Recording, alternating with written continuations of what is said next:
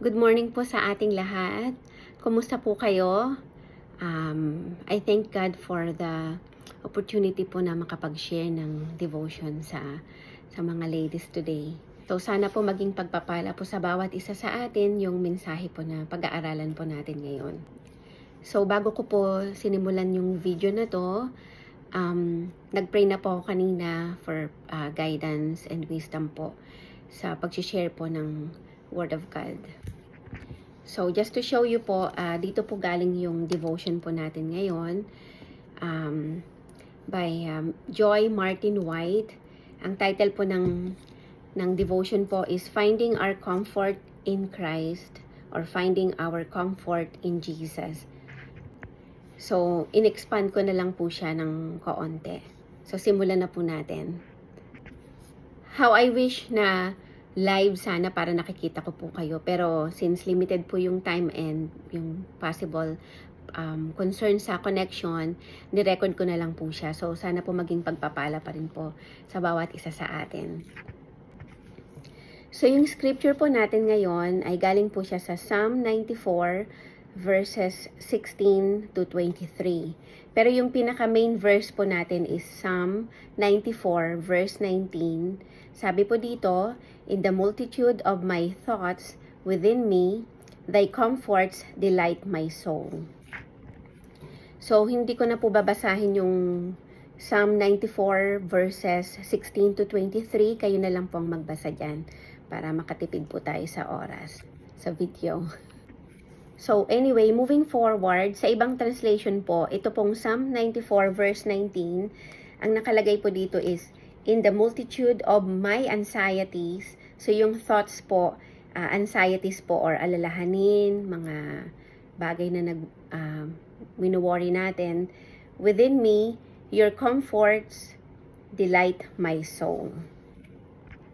So, simulan na po natin. There are lots of times in our lives where each of us experiences various things that can trouble us, make us worry, and oftentimes disturbs us to the point where we lose our peace of mind as a result. So mostly, itong mga bagay po na to na nagko-cause para magkaroon tayo ng anxieties or alalahanin or mga pag-aalala or agam-agam or mga worries that sometimes or most of the times leads us to lose our peace of mind. These are usually trials, challenges, problems, difficulties, or any situation that may come in different shape or forms or ways in various areas of our lives. So this may include, kagaya po sa family, like if there are problems in our relationships sa family, whether sa husband, wife, sa kids, sa parents, at sa iba pa, and other concerns or like loss of loved ones and many other things. Yung iba naman po, this can be financial problems, which most of us and a lot of us or every one of us usually faces this kind of problems, yung problema sa budget at marami pang mga alalahanin sa gastusin sa bahay at kung saan-saan pa. And also, pwede rin pong problems or concerns sa career, especially for those who are career women o yung mga nagwo-work po na mga kapatiran natin, whether it be like misunderstanding sa work or pressure sa work or mga conflicts, deadlines, and other pressures that we may face in our work. And syempre meron din pong mga concerns or problems sa health, yung mga health issues na talagang sometimes can be devastating, hindi lang financially, kung hindi emotionally, physically, and sometimes even yung ating faith is tested whenever we have issues in our health na talagang hindi lang siya basta sakit, kung hindi sakit na talagang medyo mabigat. So anything that brings us anxieties or worries in our hearts and minds. So God knows that life in this fallen world sends us a never-ending waves of anxieties or mga alalahanin. So He did not promise a life of free problem or life-free problem na wala ng problema, wala ng mga pagdaraan ng pagsubok or no trials at all. But what God promised us is that He will never leave us nor forsake us or abandon us, which we can find in Hebrews 13 verse 5, which is also my life verse, especially after pinagdaanan ko po yung, hindi naman po lingid sa kaalaman po ninyo, yung pinagdaanan ko po yung pain and sorrow nung namatay po yung asawa ko way back mga 9 years ago. 10 years ago po pala. It has been 10 years since namatay yung aking first husband po. So, moving forward po, in fact, Jesus guarantees His disciples, kung babasahin po natin sa John 16 verse 33, sabi po dito, in the world, you will have tribulations. So, talagang expected na po na magkakaroon po tayo ng mga pagsubok in this world, lalo na po habang nabuhay pa po tayo. That in this life, trials and tribulation will come, and thus, they are part of our journey in life. Pero ito po yung maganda. Sabi naman po sa James 1 verse 2, yet we are to count it all joy. My brethren, count it all joy when you fall into diverse or temptations or into trials or tribulations or mga pagsubok. So knowing this, the trying of times of your faith worketh in patience. Kasi po 'di ba, when we undergo or we overcome or we face challenges in life, it helps us to grow deeper in our faith and our trust in the Lord. So sa ibang translation po, yung James 1:2, sabi dito, consider it pure joy, my brothers and sisters, whenever you face trials of many kinds. So medyo parang pagtitingnan mo siya, usually pagka meron tayong trials, diba, parang ang initial reaction natin, diba, parang ang hirap, parang hanggat maari, wag na lang nating pagdaanan. But then, dito sa James 1:2, it tells us or helps us to be positive na, di ba, parang kahit mahirap gawin na consider it all pure joy, di ba, parang sino ba namang matutuwa na may pinagdaraan ng problema. But then, God tells us or encourages us to consider it pure joy kapag meron tayong pinagdaraan ng mga problems, because these problems also help us to become the person who we are now and to mature and grow in our faith in Christ. So, paano ba natin gagawin yun, yung mag-consider pure joy, di ba? Like, for example, ako nung namatayan ako ng asawa, way back 2013, paano natin sasabihin consider it pure joy? Or kung meron tayong pinagdaraan ng matinding sakit, di ba?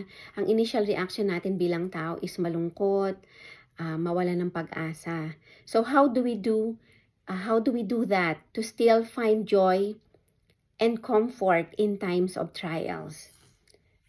So number 1, sabi dito, understand that we have a problem and God has a purpose, and God uses difficult circumstances or situations in variety of ways. So number 1, there's a purpose. Whenever we have a problem, God has a purpose or mayroong reason. Hindi lang siya binigay ng wala lang. So what are the possible purpose or reason? Number 1, this is to turn us to trust Him and deepen our relationship with Him. Kasi most of the times, aminin man natin sa hindi, minsan madalas pag okay tayo, di ba, medyo nakakalimot tayo sa Panginoon. But then, when we have problems na hindi na natin kaya or wala na tayong mapuntahan, our only and last resort is to come to Christ or to go to God and ask for help na tulungan tayo ma-overcome yung mga challenges. So when we do this, this also deepens our relationship with Him kasi when we have problems, we choose to spend time to communicate to Him through prayers. So, in the end, as a result, this deepen our relationship with Him. Number 2, this is to mold and make us into the women God wants us to be. So, itong mga trials na to, these are things that help us to become the person that God wants us to be, like a prayer or a woman of prayer, a woman of faith, ganon, a woman of trust, and yung pinapatatag tayo, like for example, ibigay ko si example si Ate Weng, di ba? So sa mga sa dami ng mga pinagdaanan niyang problema sa buhay, kagaya natin, these problems na encounter niya before, by God's grace na na-overcome niya, helped her to be the woman that she is now, na matatag sa pananampalataya at sa prayer life din niya, talagang nabibigyan niya ng time and effort na time and effort to pray not only for herself but especially for her families and brethren. So like what I mentioned earlier, oftentimes these trials in life is what helps us to grow and mature in our faith and trust in the Lord as Christians. So let us know or remember that when we have a problem, it does not, or God really does have a purpose, and it is all for our good and His glory. So, minsan mahirap maintindihan, ano bang reason ba't ako nagdumaraan sa pagsubok na to? Ang hirap naman, parang hindi ko na kaya. Diba? Hindi natin nakikita minsan yung purpose ni God kung ba't niya inalaw na mag-undergo tayo sa mga pagsubok na to at that moment when we are undergoing that or facing that trials or trial currently. But after we have overcome and napagtagumpayan natin yung pagsubok na yon with God's grace, of course, makikita natin na ito pala, may purpose pala si God kung bakit niya ako pinadaan sa ganitong matinding pagsubok or sa ganitong sakit ng loob or sama ng loob or kung ano pa mang mga trials and other things na nagko-cause us to worry and to lose our peace of mind. So not only for our good, to make us stronger as a person and as a Christian in our faith, like ako talagang masasabi ko na yung first husband ko po, losing my husband before, way back 2013, it had really, though it was difficult and syempre painful experience for me and for my family also, but through God's grace, na pagdaanan or na overcome ko naman po, and it had really helped me to strengthen my faith in Him. So, yun. Kasi pag sa mga panahon na wala ka na talagang ibang makakapitan, wala ka ng ibang malalapitan, talagang iiyak at lalapit ka talaga sa Panginoon. Siya lang talaga yung talagang mapaglalabasan natin ng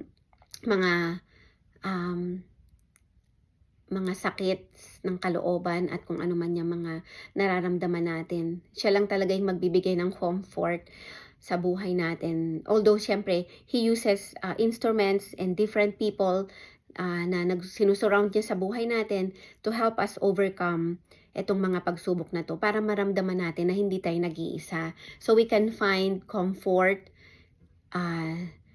in the midst of trials in our lives. So number 2, we should know that when we have problems, ito naman yung maganda, God provides peace in the midst of our most difficult circumstances. We can have peace in Christ, for He has overcome the world. Kagaya nga sa sinabi sa John 16 verse 33, God is with us. Sabi dito, these things I have spoken unto you, that in me ye might have peace. In the world, you have tribulation. Ito yung maganda na dapat nating panghawakan. Sabi ni God, sabi ni Jesus, but be of good cheer, I have overcome the world. So it is such an encouragement for us to take heart, diba, na malaman natin na, hindi ako nag-iisa, na merong encouragement or promise si God na hindi tayo nag-iisa sa laban natin sa buhay, sa mga pagsubok na to, na kung na sinabi dito ni Jesus na be of good cheer, I have overcome the world. So, God has overcome any trouble on this earth and is very present with us. We should have this parang assurance na magbibigay sa atin ng peace of mind na hindi ako nag-iisa, kasama ko ang Panginoon sa laban na to. And we have number 3, we should understand that when we have a problem, ito yung maganda pa, isa pang maganda, God has a plan. So tatlong P, when we have a problem, or 4 na P's pala, 4 P's, 4 P's, when we have a problem, God has a purpose, provides peace, and pangatlong P, God has a plan. So we can take comfort in His promises. Yung presence ni God sa buhay natin and sa life natin as in our journey as Christians, na patuloy nating panghawakan yung mga promises niya, at wag nating kakalimutan na nandyan siya. Kung kahit minsan parang pakiramdam natin, parang andyan ka pa ba, Lord, na parang lahat na ata ng mga problema bumagsak na, take comfort in His promises. And kagaya nga po ng sinabi ko kanina, yung life verse ko po, yun po talaga yung pinanghawakan ko, na He will never leave us nor forsake us. So sa mga times sa may mga pinagdaraanan tayo, let us not forget to remember all these promises. Kasi madalas nakakalimutan natin na ang daming promises ni God. Hindi lang natin siya na-activate or hindi lang natin siya na ma-maximize or nagagamit kasi nga hindi natin alam or nakakalimutan natin. So anyway, kagaya nga ng sinabi ko, that we can take comfort in His promises, yung gracious presence, and in His attributes. So pag sinabi pong attributes, this means yung mga qualities or features niya or katangian. So marami po siyang attributes, and some of them include God is good, God is just, God is love, God is gracious, God is merciful and faithful, among so many other things. So God's comfort or encouragement or presence of help can pull us from the depth of depression, yan, di ba? Yung talagang sobrang kalungkutan, yung parang kawalan ng pag-asa, and out of the alleyways of anxieties. So God's presence is the ultimate answer for dealing with our difficulties. So kailangan po nating laging tatandaan, lalo na sa panahon na feeling natin parang iniwan na tayo ng Panginoon, na parang hindi natin maramdaman yung presence niya, na pagka meron tayong mga pagsubok, kung feeling natin tahimik siya, wag po natin kalimutan na God is always there, na nag-work. He's working to help us overcome these trials or difficulties in our lives. All we have to do is, of course, to continue to trust Him and to come to Him in prayers, and you will see how God will work mysteriously and how He will use people surrounding us, may it be our family, our friends, relatives or co-workers or anyone. God will use people as instrument to help us overcome our trials and succeed, and so we can have the peace of mind that we lost we lose kapag meron tayong mga pagsubok sa buhay. As part of testimony ko on how I found comfort and how God has comforted me in times of those sorrows and mourning, and helped me overcome and still moved on with my life, and still He has a good plan for me. And not only for me, but for each one of us, God has always a good plan, despite na masakit man yung mga pagsubok or pinagdaraanan natin. We just have to continue to trust Him that everything or things happen for a reason, and He has a good purpose, not only for our good, but also, most especially, for His glory and honor. So we can experience God's mercy, God's love, God's power working in our lives. So when we delight in God, earthly circumstances no longer overwhelms. Instead, we should be focused on Christ. Through His pain, conquered our pain and difficulties. Yan, di ba? Kasing madalas kapag may problema tayo, lalo na kapag masyado na tayong nakafocus doon, hindi na natin nakikita na na-overwhelm tayo, and nakakalimutan natin na hey, andyan si God na handang tumulong sa atin, na we should focus on Christ, na kasama niya tayo sa mga pains and sufferings na to, na kung na-conquer niya yung pain na yun, kaya din natin.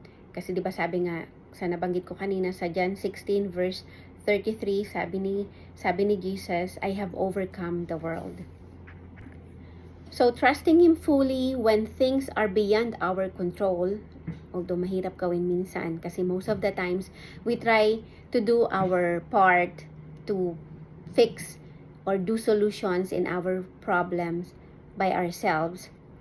So when we fully trust Him and let Him take control, it gives us comfort and peace of mind, di ba? Kapag merong, let's say, may binubuhat tayong sobrang bigat, di ba, na parang nandun na nakafocus yung ang bigat, ang hirap.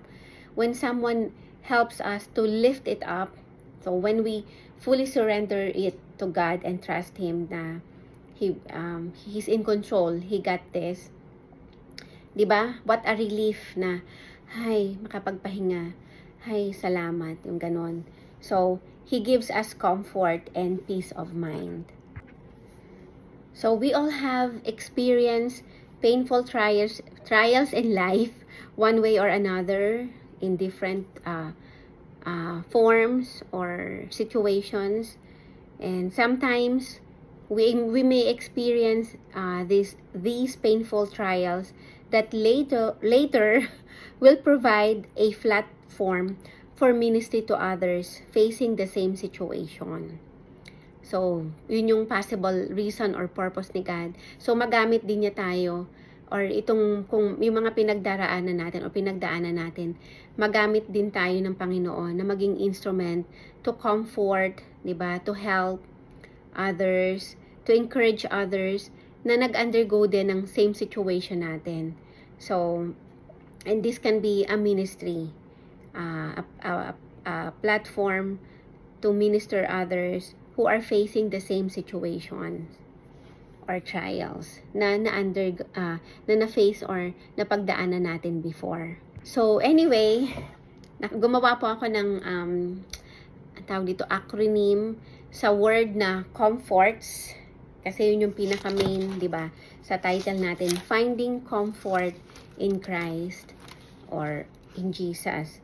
So, C, kung gusto nyo pong isulat, C, cast out or cast our cares upon Jesus or upon the Lord, na makikita po natin sa 1 Peter 5 verse 7. So, pakibasa nyo na lang po. Then, letter O, sa word na comforts. O, overcome troubles through Christ's grace. Ayan, wag nating kakalimutan. Letter M, which is also important, meditate on His words for wisdom in our actions and decisions. So, napakahalaga po nito na whenever we have problems or trials, let us not forget to meditate on His words. Kasi most of the time, a lot of the solutions or guidance on what to do, makikita po natin sa Word of God. And how will we know if we don't have time to meditate on His Word or to read the Bible or to read God's Word? Letter F, find peace and joy amidst our trials by focusing on Christ. Although mahirap gawin yung mahanap yung magkaroon pa rin ng kapayapaan and peace or kapayapaan and joy sa kalagitnaan ng mga pagsubok, di ba? So, how will we do that? By not focusing on our problems, but by focusing on Christ. Na ang tingnan natin ng Panginoon, huwag yung problema. Kasi kapag lagi tayong nakafocus sa problema, pag may problema tayo, lalo siyang parang lalaki. Lalo tayong ma-overwhelm. But when we look upon Jesus and we rely on Him and depend on Him for solutions or encouragement and help, mas gumagaan yung pakiramdam natin. So, nagkakaroon tayo ng, we feel comforted and we find peace. Next, letter O. Ito, outlook that is positive in life. Ayan, syempre, maganda na magkaroon tayo ng positive outlook in life. Kasi kung may mga pinagdaraanan na nga tayo, tapos negative, yung way of thinking natin, lalo na talaga tayong hindi makakaahon. Talagang parang lunod na tayo sa problema. But when we have positive outlook in life, yung meron tayong positibong pananaw sa buhay na sa kabila ng mga pagsubok, nakangiti pa rin tayo, masaya pa rin tayo, or meron pa rin tayong peace of mind na mahahanap through Christ Jesus or through God's grace, diba? Kagaya nung nabanggit kanina sa James, ayan, James 1 verse 2, to consider it joy, all joy, whenever we face trials of many kinds. Okay, letter R. Remember God's promises and assurance in times of trials. Ayan. So, wag nating kakalimutan yung mga pangako ng Panginoon, napakaraming pangako na nakasulat sa Bible. Wag nating kakalimutan yung promises niya at yung assurance niya sa times na may mga pinagdaraanan tayo, lalo na talaga kung sobrang bigat at hindi na natin kaya. Okay, letter T. Thank God for trials that make us stronger in faith. Diba? Parang ang hirap na makita yung maging thankful kapag merong pinagdaraanan, lalo na pag sobrang bigat at hindi talaga natin kaya na or sobrang lunod na tayo. Madaling sabihin pero mahirap gawin. But then, it is, let us encourage each other to still be thankful and to thank God for trials. Kasi nga, makikita natin, once after nating pagtagumpayan yung trials na to, na it has helped us to be stronger and to grow deeper in our relationship in God, diba? Or with God. So, and helps us to or it helped us to become stronger in our faith as Christians. Letter S, panghuli sa comforts, letter S. Syempre, ito yung gagawin natin, di ba? Pag meron tayong problema at hindi na natin kaya, or kahit na minsan hindi pa siya ganun kabigat, letter S, we can always seek help, ayan, and guidance from God in prayers. So, kapag meron tayong mga pagsubok, let us be reminded to seek or humanap ng tulong, kumuha ng tulong, and humingi ng gabay sa Panginoon sa pamamagitan ng panalangin. In times of problems or trials, let's kneel down on our knees and pray to God for His assistance and comfort sa bawat isa sa atin, lalo na sa panahon ng pagsubok, 'di ba? Na dapat yung first na ginagawa natin, which is oftentimes minsan nakakalimutan natin na pag may pagsubok tayo, instead of iluhod natin at idaing natin sa Panginoon, nakakalimutan nating iluhod at idaing or sabihin sa Panginoon sa panalangin. So, importante talaga yung prayer life and prayer time ng bawat isa po sa atin, lalo na sa panahon ng mga alalahanin or mga pagsubok na pinagdaraanan ng bawat isa sa atin. So, lastly, sabi niya dito, let our prayer be to seek to cast our cares upon Christ and seek comfort or relief or kaginhawahan or yung bang feeling ng parang nabunutan tayo ng tinik, yung natanggalan tayo ng sobrang mabigat na bagay na nakapatong sa dibdib natin, yon. So, comfort in His character. So, let us pray that God will use the difficult things we face for our good and His glory.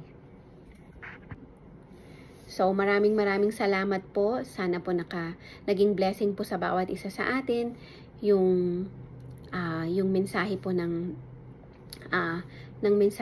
lesson po natin ngayon which is finding comfort in Christ. So patuloy po nating ipanalangin ng isa't isa, and God bless po sa lahat, and Lord willing magkita-kita po tayo in the future, and sana magkaroon po ng time na magkita-kita po ulit tayo kahit na through video call. So thank you po, and to God be the glory. So, pray na po tayo. Okay, goodbye po, and God bless. Happy Sunday.